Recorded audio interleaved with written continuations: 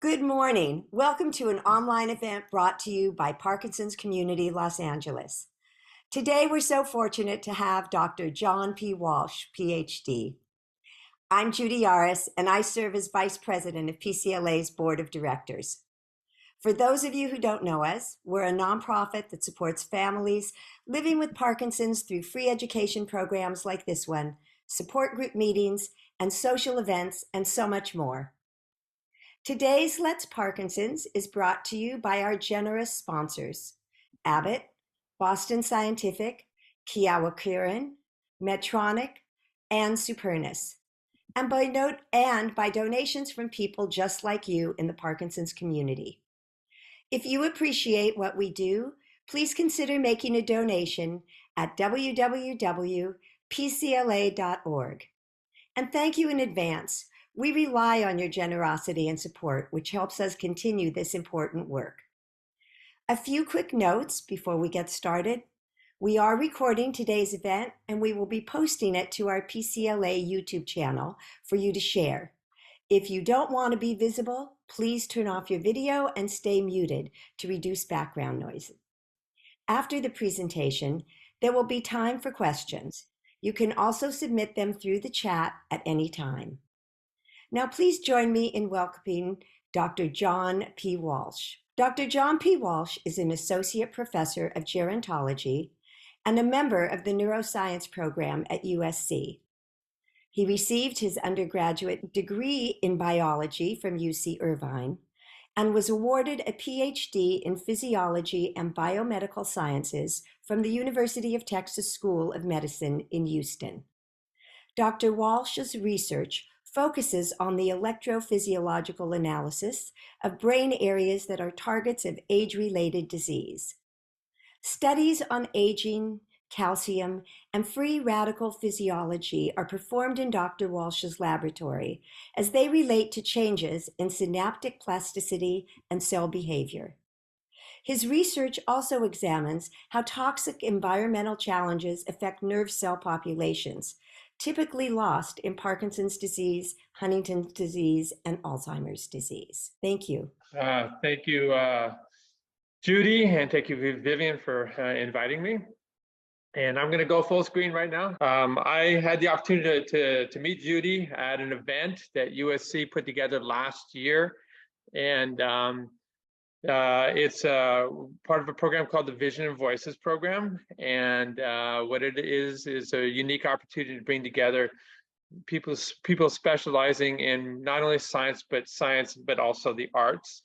And so there's a long program that I was involved in at USC at looking at the importance of using exercise as a therapeutic intervention for Parkinson's disease. And it was a natural marriage to bring our Kaufman Dance School together with the Parkinson's program to look at dance as a kind of an engaging method of exercise that might help stay off the progression of Alzheimer's disease. So that's where we met. And so today's talk is about, as indicated, is aging well with Parkinson's disease. Alrighty, so if we look at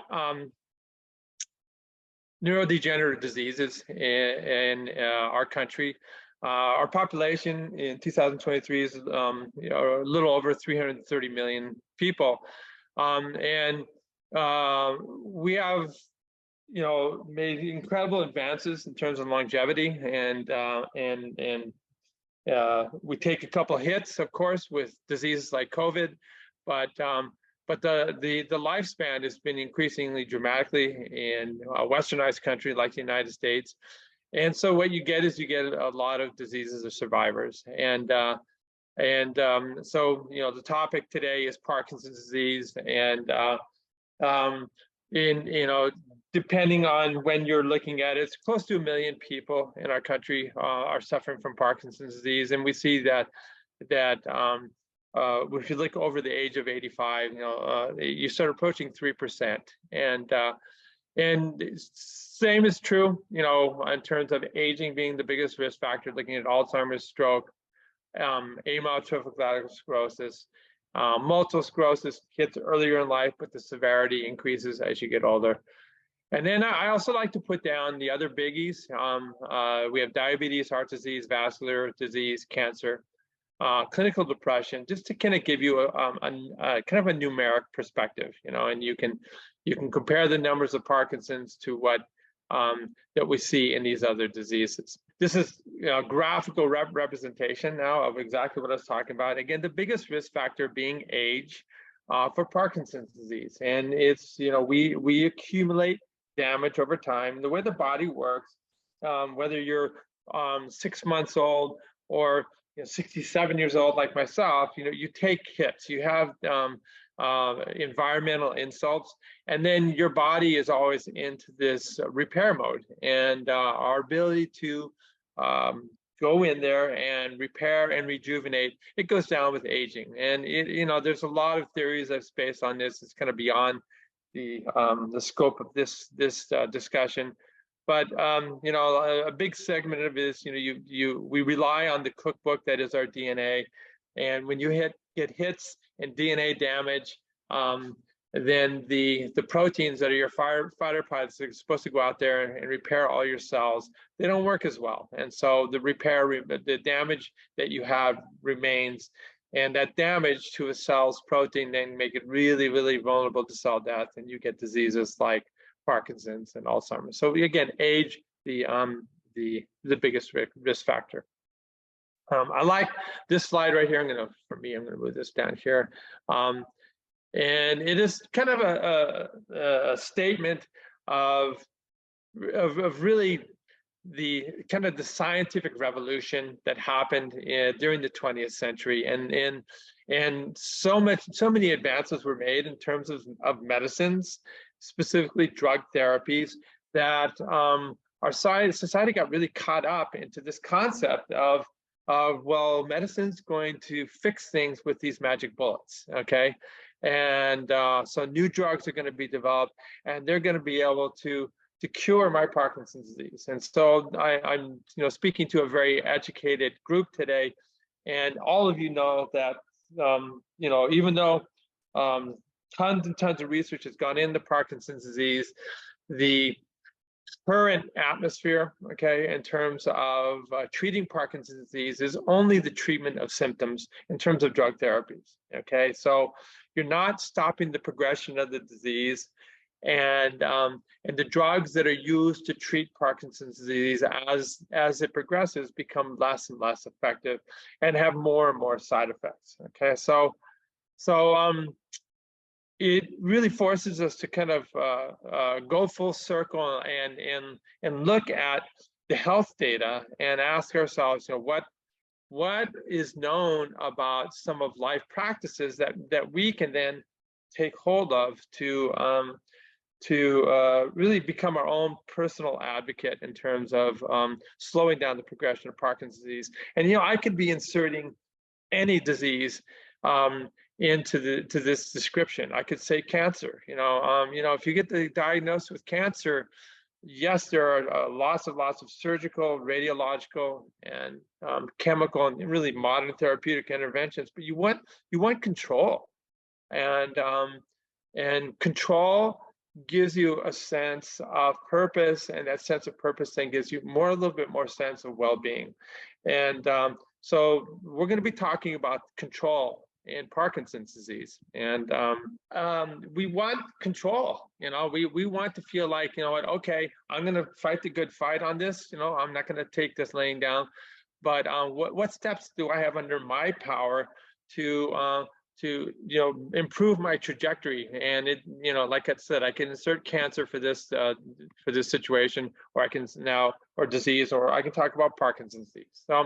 So I highlight up here the and what I oftentimes do is I'll use this as my cursor. So the easiest medicine, that being changing our behaviors, is oftentimes the most difficult to follow. You have to have training, you have to have commitment, and you have to have belief, and it has to become just part of your absolute daily routine, okay?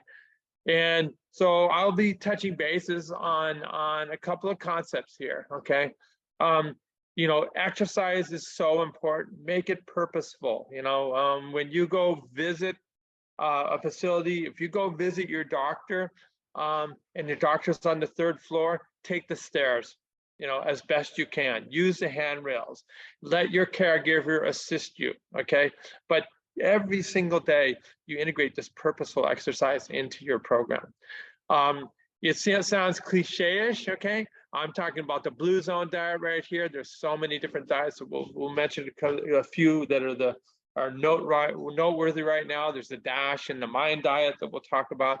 But there's true epidemiological studies, okay? So where we have looked at hundreds of thousands of patients and looked at their diet and found that those people that have a healthier diet have a slower progression of Parkinson's disease. And there's also intervention studies showing that if you start this, you can maybe there's a couple studies that have shown that it improves the trajectory. We have over here meditation. I'm a long-time surfer, and there's no better form of meditation than to be out into the Pacific Ocean. And I've told my students this a million times, but I can have all the anxiety and all the problems in the world, but when I'm out there in the water, sitting on my surfboard, all I think about is surfing for 2 hours. And so you can have your surfing. It could be this concept of forest bathing. You can go out into your backyard and surround yourself in green. Whatever it is that gives you this serene sense of well-being. Okay. All righty. What else do we have? Music therapy. I mean, it's amazing that it took standard of care neurological practices so long to start embracing these holistic methods of control, okay, and to give the patient a sense of control.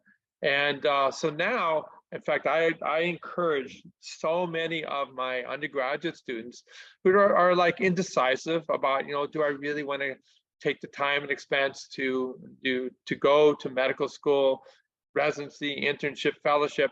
And I tell them to look into music therapy programs. Every single medical center in our country now has a music therapy program, okay? And music therapy is super important for Alzheimer's, Parkinson's, stroke, okay? I'm sure, I'm not going to show a slide on this, but I'm sure a lot of you are very, very familiar with stroke therapy and music therapy.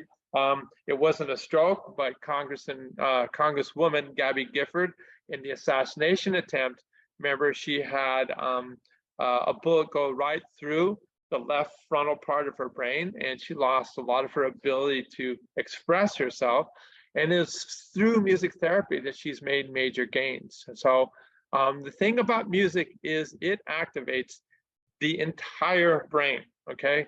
So that when you're done with the music therapy, the entire brain has been plastic, changing, dynamic, and then you can then tap into that with your physical therapy approaches to treatment of Parkinson's disease. So I can't say enough about music therapy programs, and there are music therapy opportunities for undergraduates to get specialized and make a really good living doing it. This is the actual music therapy, American Music Therapy Association. They talk about careers. They talk about the different programs. So this is a really, really great place to check out as well. Okay, awesome. As indicated, I met Judy through our special vision and voice programs where we were integrating dance and music in the treatment of music therapy. And so there is also the American Dance Therapy Association. And again, these are great programs, holistic, supportive programs that are now starting to creep in to become standard of care in the treatment of neurological disease.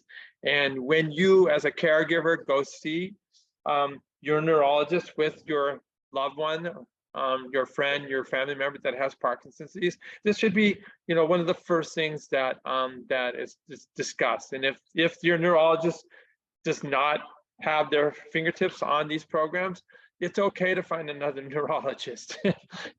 This is the way cancer therapy works. You talk to support groups that are in the know. They know which doctors are doing the most state-of-the-art cutting edge, and it's okay to shop around, just like when you remodel your house, it's okay to get the best contractor. Okay. All righty. This is just one example. I was telling Judy, we have a bunch of videos, but I think just for time, what I'm going to do is just kind of I'll be making this available, this slide deck available to you guys, and Judy can disseminate it. This is at UCLA's Children's Hospital. In this particular case, dealing with children that are in the throes of significant childhood cancer therapy, and dance therapy is important. And again, I'm teaching a course right now where there's a whole area that UCLA actually specializes in. It's called psychoneuroimmunology. Super important in terms of your cancer trajectory to be in the best possible mental state, because it affects the activity of your immune system. And there's been, so many studies have shown this, and it's going to help in terms of how you respond to cancer therapy. And it's going to help in terms of how you respond to a disease like Parkinson's disease, because Parkinson's disease, we're learning more and more about the underlying basis. Like so many neurological diseases, is an inflammatory disease, okay? And this means your immune system has overshot its mark, okay? It's too active. And anything we can do to corral in the immune system is going to slow down the progression, and music is one of those approaches. Okay. This is just kind of my approach to making what's going on with Parkinson's disease a little bit more understanding. When we look at how we acquire the ability to move, and especially when we look at specialty of movements, we're looking at typing on a typewriter, driving a car, navigating the stairs, dancing, on and on, your tennis game, your surfing, whatever it is. What these are in kind of a modern vernacular here, modern approach to thinking. These are all different applications, different apps, okay? And so when I'm sitting here talking, okay, and I'm thinking about how I want to project my voice and how I also want to project my total body method of communication. So you can see I use my hands a lot. I use lots of emphasis. Each one of those different components of my movement is an application. It's an app, okay? And so you're constantly bringing up all these apps all throughout the way that allows you to give you the best movement, okay? This movement of my hands that I'm doing right now is, very, very purposeful, and it's not overshooting its mark. It's not undershooting its mark, okay? And you're constantly, like your apps in your phone, you get messages all the time that, hey, it's time to update that program, okay? And so you're constantly updating that program. In Parkinson's disease, okay, what you need to bring that app into register, all right, so that you will initiate your movement, and also initiate your way of thinking as well. Parkinson's is not just a movement disorder; it is a cognitive disorder. It is a disorder of thinking and learning and memory as well. In order to bring it up, you have some type of environmental trigger, okay? And right now my trigger is I'm looking at the computer. I know I need to talk, and so I'm releasing these little bursts of dopamine that are sequentially releasing the apps so that I can do what I'm doing, okay? Alrighty, so what happens is those apps are all in register, so to speak, in your brain, in your basal ganglia, okay, which was the area of the brain that I specialized in, along with Dr. Giselle Petzinger, Mike Jackwick. We worked as a team at SC. All those memories, all those applications, just like you have, if you look at your iPhone, you have, you may have 200 apps, okay? They're not all firing at once. You select the app, okay? All right. So all those apps are still present in a Parkinson's patient. It's just that the finger for selecting it being a burst of dopamine is not working correctly anymore. All right, so the dopamine doesn't get released and you don't get the full release of the application. Okay, so thus we treat Parkinson's symptoms with drugs. They're going to enhance that dopamine signal, and now you're going to release the apps and generate the movements that you want to have. Okay, awesome. All righty, so when you are in your off state, okay, and you're not taking the dopamine drugs to release the apps, what happens then, these applications for movement are slowed, all right? So the sequence of muscles and the fluidity of muscular contractions for movements are impacted. You know, an essential application for getting around is your gait. You know, you don't even think of your posture and your gait. You don't even think about it. It's unconscious. These are called automatic functions. Dr. Petzinger likes to call them automaticity. And then here I am lifting my arm. You know, this is pretty simple. You know, I have a contraction of one muscle and I have a relaxation of the other. My biceps contracted, all right? My tricep is relaxed and I have this. Okay, now my biceps relaxed, okay, and my tricep is contracted, okay. It's pretty simple apps, but the apps are not working when you have Parkinson's, and you can get this simultaneous contractile state like I see here, where I can't move my arm and you get this rigidity. Okay, facial expressions, you know, these are phenomenal sequences of these dopamine bursts that bring out each of these applications. Now you give somebody the drug therapy and they get some recovery in all this. Okay, sadly, okay, when your apps aren't working, you're a huge falls risk, and that can result in significant complications in life, and broken bones, you know, torn ligaments and tendons and things like that can really impact you. I'm not going to go through this. This is an amazing set of videos that goes through the what you would see when the person is in their off state. They're not on any dopamine facilitating drugs, and then you can compare and see what happens when they're on state. Now, when we look at Parkinson's disease, you know, again, this disease is, I'll go over in a sec, is a loss of these dopamine producing neurons. We have about somewhere around 100 million nerve cells in our brain.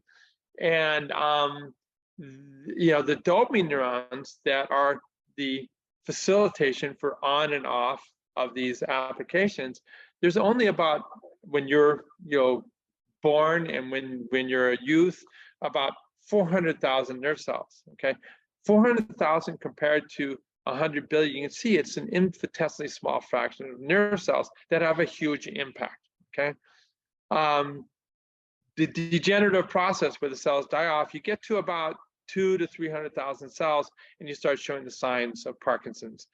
And so, when you give dopamine enhancing drugs, you're relying on those cells that are left behind.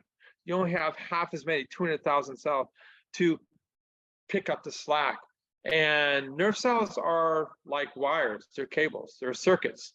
And so when you give dopamine enhancing drugs, the ones that are left behind, you're expecting the spillover to go across and activate the apps as before. It's not a perfect scenario. And so that's why the movements, while better, are not perfect. Okay, you still have a lot of problems in terms of the facial masking and posture, etc. Okay, alrighty. In this particular video, they talk about auditory and visual cueing, which is something you can do around the house as well. I don't have time to go into this, but certainly around the house you can give simple approaches, like making sure that edges are pronounced, that there are certain pathways that your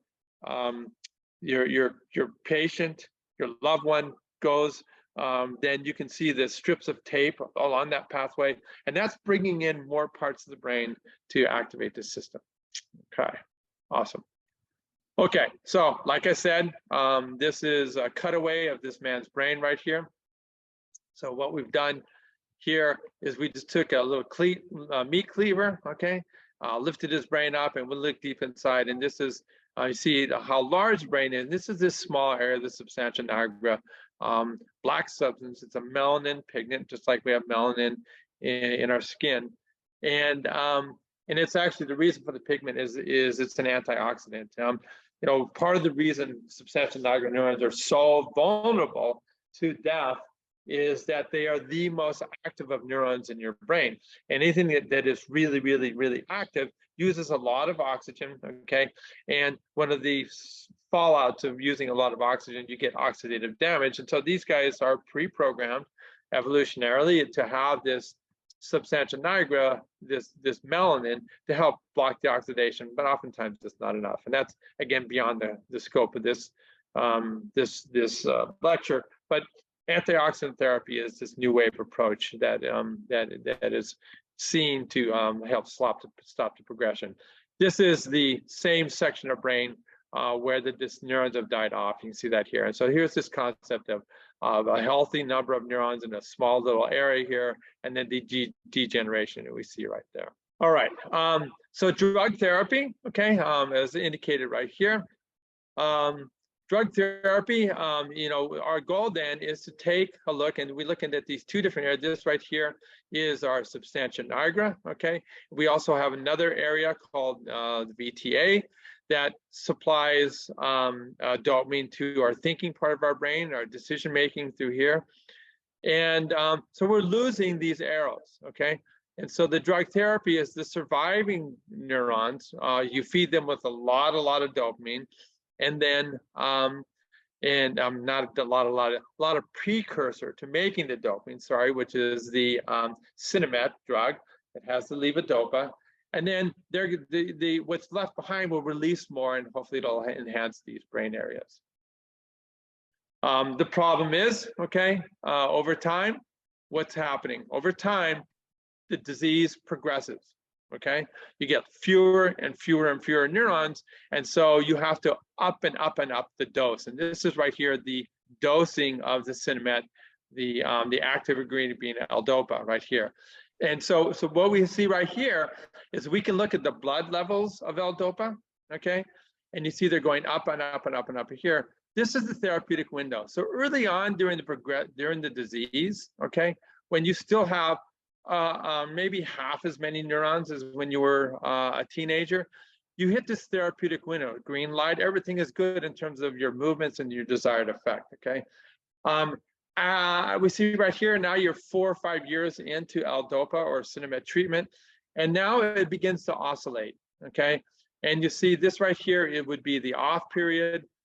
You see that the therapeutic window is dipping, and then you get into this situation here late in the stage, 10 years out, where you start getting these really unwanted side effects, the dyskinesia, the therapeutic, the choreiform movements, where you have these kind of writhing motions. And you see this all, for example, when you look at Michael J. Fox, he's oftentimes undulating, and I'm preaching to the choir here. When you're in your off state, you're not moving all over the place. You're in this frozen state, okay? And again, this is happening because these few neurons that are left behind, you're hyper feeding them, and so the circuits that they apply, that the dopamine gets released on, it's it's 1/1000th of a normal circuit. It's seeing too much dopamine, and you get these excursions from normal behavior. So these are, again, the stages of Parkinson's disease that you're going to see as you progress. It's again, I'm already speaking to people that understand this. And ultimately, people get more and more disabled, wheelchair bound, bedridden, and much like Alzheimer's disease, a majority of people that die from Parkinson's are dying from a secondary problem, and it's usually from being bedridden, getting an infection, and dying from something like pneumonia. Again, this is the gold standard right here, Sinemet, the drug therapy medication. But your group plays such an important role in terms of education and support, understanding what clinical trials are out there and what's being done. The imaging is part of this clinical trials, and really we need clinicians who are trained in the different modalities of intervention, not just drug therapy, but nutrition, exercise, sociality, music, all these different types of approaches. When the drug therapy wears off, okay, then one approach is to use deep brain stimulation. And while it does work, you have to be careful, okay, because first of all, you have the electrodes placed in the right way. It's a surgical intervention. There's chance of infection, and it's an imperfect science as well. So it's not the all that. So go back here to medications. I always bring this up in class and in my classes, and we see here that and this was in 2018, Pfizer, of course, who we know because they're such a gigantic pharmaceutical company, and Pfizer, it was at the forefront of developing the vaccinations against COVID, along with Moderna, and they completely stopped all Alzheimer's and Parkinson's treatments. Okay, their research into these treatments. All right, and so they axed these programs, fired all the people that were doing it. And the reason was financially, it is not a sound model for these big pharmaceutical and biotechnology companies. The bottom line is billions of dollars go into research and development, and you need to get a return on your investment. And in contrast to cancer therapy treatments, when you look at Amgen and Genentech and even Pfizer, these companies, when you're doing cancer research, you come up with a targeted therapeutic drug, and you do a clinical trial. The clinical trial, you'll know within a week whether or not the drugs are working. For my wife's leukemia, she was in a clinical trial, and her lymph nodes, you could see it the next day after the treatment shrink. You could do a blood test and see the lymphocytes drop immediately. The problem with Alzheimer's disease and Parkinson's disease is you come up with these compounds based on animal models and again, animal models are not Parkinson's or Alzheimer's. They're the best approach that we have. You do a clinical trial in a human population, you study them not for 2 or 3 days and see if you have to study them for 3-5 years, and then lo and behold, find out that the drug's not really working. All right, so this is a really poor business model, and this is why all these companies have been dropping these programs. There's a couple other companies. This is Sanofi. This is a company in Japan, where again, the bottom line is that drug development and regulatory hurdles were too daunting. They cost too much, and they just began dropping their programs. Okay. The Michael J. Fox Foundation is amazing. There's a lot of politics, and too often funding for research goes to a small group of people, and a small group of people that have one belief and they're not open to innovative programs, say in music therapy, in exercise, in treatments, in dietary treatments. So let's go back to this, okay? Because this is why we're all here. This is the most important thing. This is what we have under our control. And so when we look at exercise, we look at diet, we look at meditation, we look at music, okay? These are what are called modifications to reduce our risk factors, okay? So we see right here, sedentary lifestyle, diabetes, and vascular disease that is a consequence of diabetes, okay? This is modifiable. This trajectory is modifiable, okay? You lose weight, okay? You use exercise and diet to do this, okay? You also reduce your stress as best you can, okay? By surrounding yourself with the right people. These are all modifiable entities that are going to reduce your inflammation. It shows the increased inflammation. This is from these bad choices, good choices that will reduce the incidence of diseases like Parkinson's and Alzheimer's disease. All right, so this is stuff that we again have under our control. Okay, so I always shotgun on my classes with the statistics on Alzheimer's disease. And when we look at the patients and we do the epidemiology, we study their life history who has Alzheimer's disease, and we look at their current overall health. 80%, that's 80 of Alzheimer's patients are either pre-diabetic or diabetic. So diabetes, the number one risk factor for Alzheimer's is age. The second risk factor is diabetes. And why is it? Because diabetes causes vascular inflammation to the brain. There's also, we see here, numerous studies on 30% higher risk of developing Parkinson's disease if you have diabetes. I know you can say, well, wait a minute, I have Parkinson, or my father has Parkinson and he doesn't have diabetes. This is all true, okay? But the bottom line, this is still obviously a huge contributing factor. Okay, what is a big risk factor for diabetes? I come back over here. Obesity is huge, okay? Our biggest endocrine organ in our body is our body fat. And our body fat is constantly releasing hormones that affect the sensitivity of your insulin receptors. So you become insulin resistant because what's being released by fat. But body fat is also has a lot of cell damage and turnover, so the immune system flips out and invades the fat.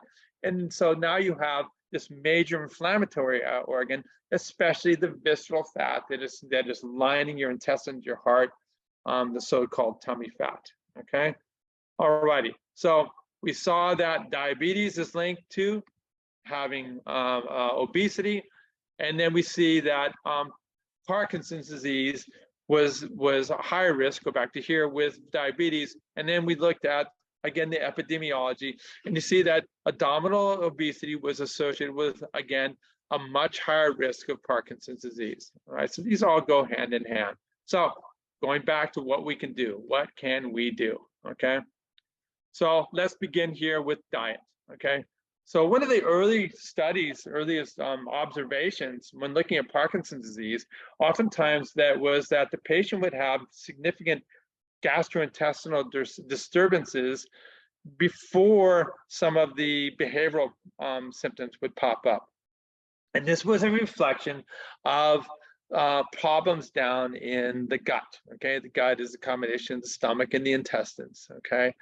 And so there's this growing body of evidence that that the microbiome and the type of bacteria that are present in our gut, and by the way, we have in our gut, we have at any one point in time somewhere in the order of close to 1 million times more cells, bacterial cells in our gut than we do have cells in our body. So it is a crazy environment down in our gut, and why not culture that environment so that so we are not causing inflammation. All right, so we see down here, this is the microbiota. I'll grab my little arrow right here. So this is the microbiota, okay?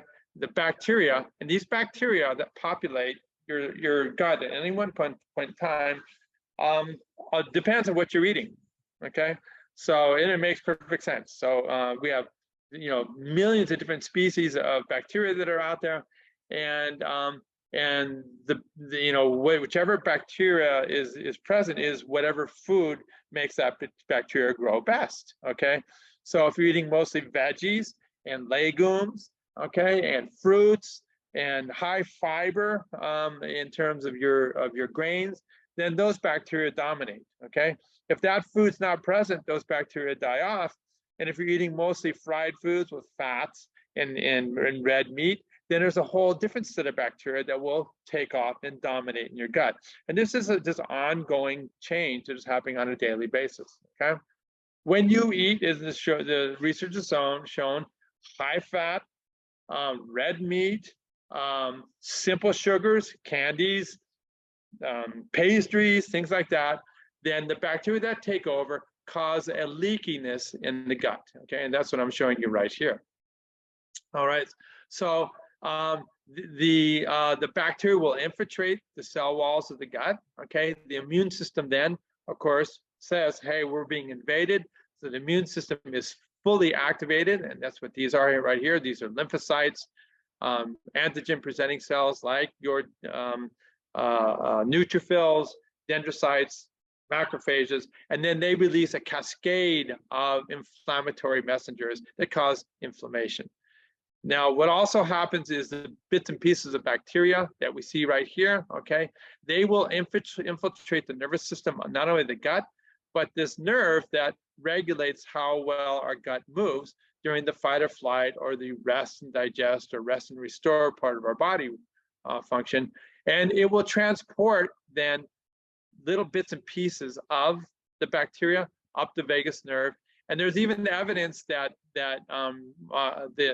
the inherent neurons that are in your intestines form large amounts of this alpha synuclein that will get transported up to the brain and go to the substantia nigra and then speed up the progression of Parkinson's disease, okay? This is a really cool video that we don't have a chance to look at that explains how the microbiome works in the gut, and I encourage you to kind of look at that, okay? All right, so our approaches then to this are, you know, again, it's the easiest and the hardest approach in terms of lifestyle as medicine. So there are these different diets. This one was first designed, and it's really the common sense diet, but you know, some people need to be really directed. So this was our first diet that was the dietary approaches to stop hypertension. We're looking at hypertension, vascular disease, and all the complications from vascular disease. Then the MIND diet came up, okay, which is a combination of the Mediterranean diet with the DASH diet, okay? And again, the key element is you're really, really reducing the amount of fats, red meats, okay, sweets, more legumes, more leafy green vegetables, et cetera, et cetera, et cetera. And you make that a part of your life mission, your life routine, okay? This is just a documentation of differences between the different approaches of these diets, and I encourage you guys to go in there and look at that. Okay, awesome.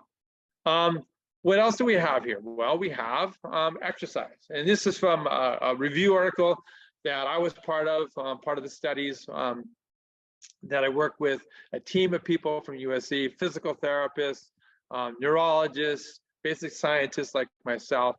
And we looked at exercise, and we were able to look in our animal models for the enhancement of synapses. So you're losing the dopamine.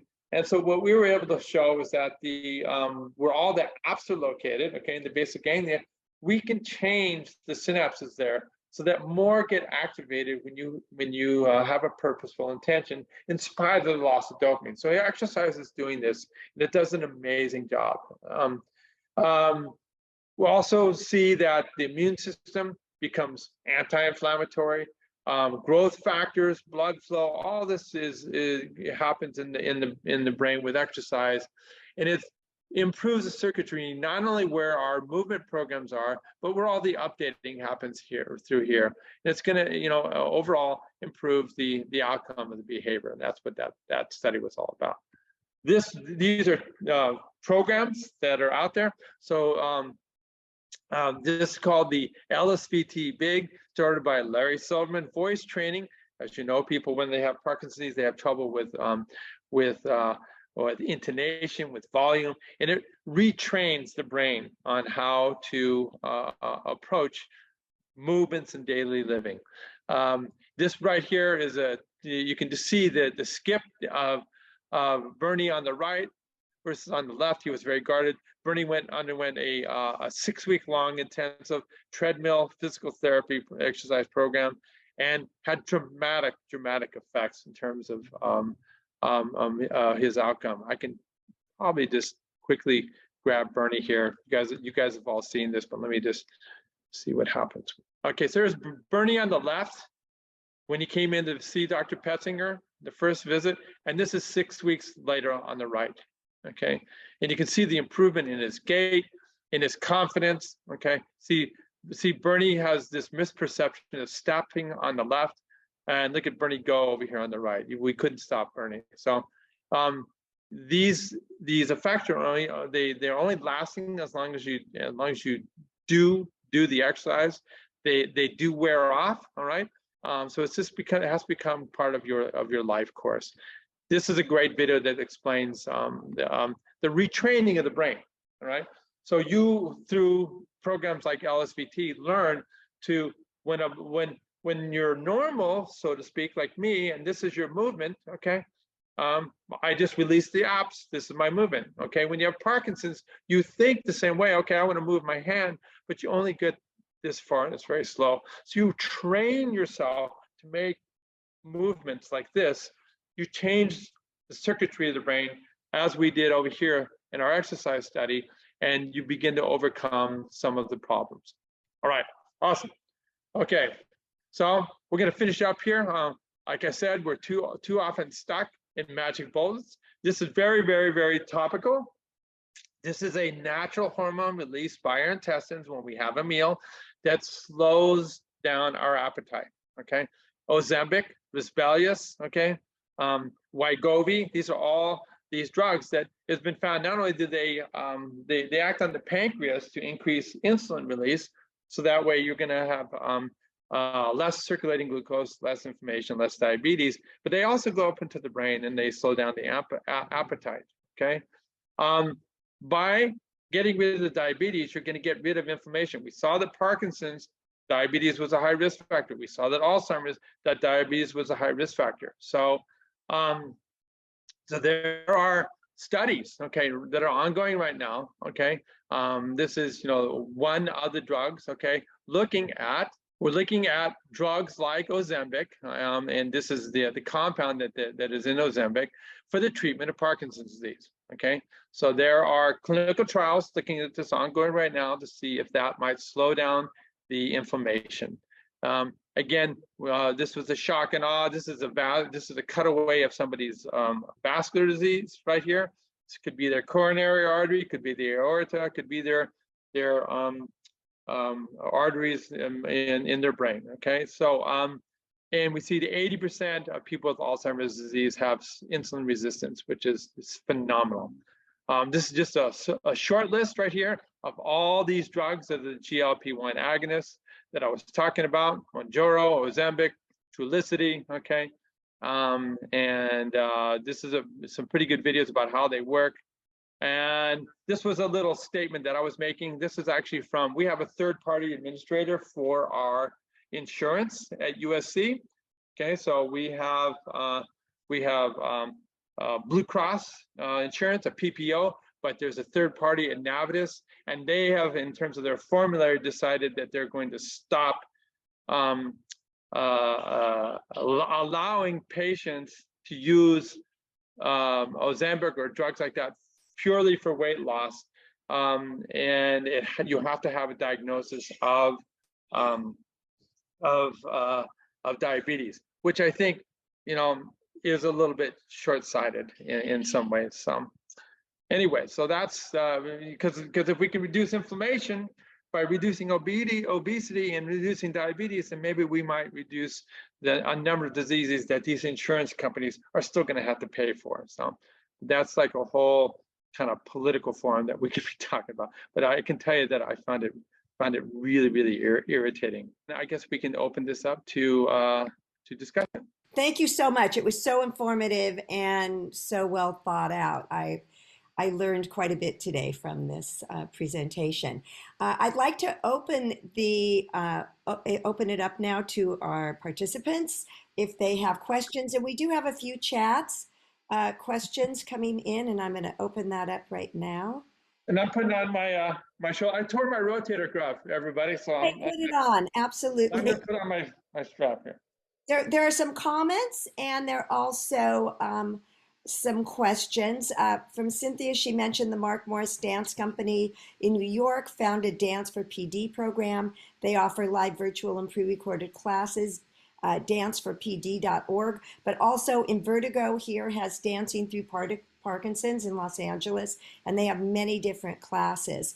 Susanna is asking, what happens for side effects if you don't have dyskinesia? And I'm not sure, Susanna, Are you talking about cognitive uh, side effects? Side effects from the dopamine therapy. The dopamine therapy, Right. probably, that's it. Yeah. Yeah, you can have with dopamine therapy, you can overshoot your mark, okay? And as a result, you can have a lot more addictive tendencies. And you know, it's you know, it's there's a window of behavior, and so people can become slightly more aggressive. They have more kind of OCD addictive type approaches. Um, you can also have hallucinations if you way overshoot your mark, that are almost schizophrenia-like, you know. But that's part of the issue with that. And, what's interesting is we can take schizophrenics and block their dopamine transmission so that they can function in society. But if you do it too much, then the schizophrenic will take on behaviors like a Parkinson patient. Okay, thank you. There's also a comment here. This is a little more specific, but Vivian is asking, Dr. Walsh, how much would you say the way we produce our food, pesticides in the food, air, water, influences the increased incidence of these degenerative conditions? For example, California, a farming state, has one of the highest incidences of PD. Yeah, no, absolutely. And so and you look at this, these are like, big studies looking at populations, epidemiology. And so there are certainly, um, there are these hotspots, that are out there. Same thing happened in terms of studying cancers, and the love canal and a lot of different cancers where you see these regional hotspots, and then you do the epidemiology detective work and say, okay, what's unique, what's happening here, and you see that there's a slew of carcinogens, and so certainly in our farming belt there was a much higher incidence of cancer from people drinking well water or just from environmental from work exposure to pesticides out there, and whether or not that translates to what we're getting on our table here, that's it's hard to know. I mean, you can certainly hedge your bets using organic approaches. It costs more. You got to be careful, right? Sometimes food that is organic has a lot of critters living in it, so then you could get an infection in your gut. I don't, personally don't feel like you're not getting the concentration of pesticides by the time it gets to your home that somebody might be seeing out there in the fields that's working. So I personally don't feel it's a risk. I always wash everything that I eat thoroughly. And we do that in part because my wife has leukemia, so it's a good practice. And I think that's one way of getting around it. Okay. There's just one comment here. It sounds like that as long as healthcare medicine stays a business, it will never really be a benefit for people as it could and should be. Do you care to comment on that? No, I agree. I agree. It is what it is. I mean, you have to have a bottom line rapid turnaround on your investment. You have to, or else the company is going to go under. I know. And we're lucky in that we have the federal government to support research.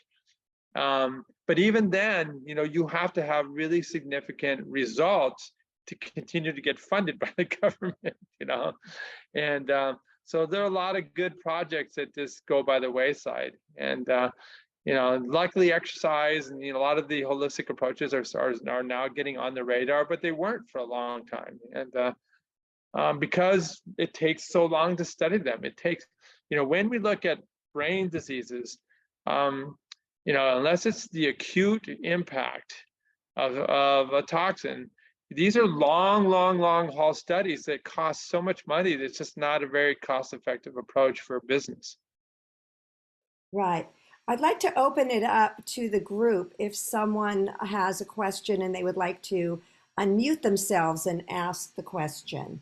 Well, thank you. I think you covered so much, and I have a feeling that everyone wants to get a copy of the slide presentation and go check out all the videos. I know I certainly want to go back and take a look at them all. I want to thank you so much for being here today with us and sharing your time with us. It has been really an amazing presentation, and we so appreciate it. I'd like to thank our sponsors that were made available today for us: Abbott, Boston Scientific, Kiowa Kirin, Medtronic, and Supernus. And also, I'd like to thank you. By donating to PCLA, you can join us in our mission to improve the lives of families in our community living with Parkinson's. And I just want to say we have two amazing events coming up in August. Join us August 18th for Navigating Hospitalization with Dr. Adrienne Keener. She serves on our advisory board. August 25th, in honor of Women's Equality Day, we will be hearing from the founders of the Women's Parkinson's Project, Kat Hill, Rochelle Flanagan, and Sri Swarapathy. And this is an international event, so it should be a very, very interesting one. PCLA is a nonprofit, and all donations are tax deductible. So if you enjoyed today's program, please visit PCLA.org and make your donation so that we can continue to provide free programming like this. You can reach us with questions and requests at info@pcla.org or call us at 310-880-3143. Thank you, everyone, and have a wonderful and safe weekend. Thank you so much.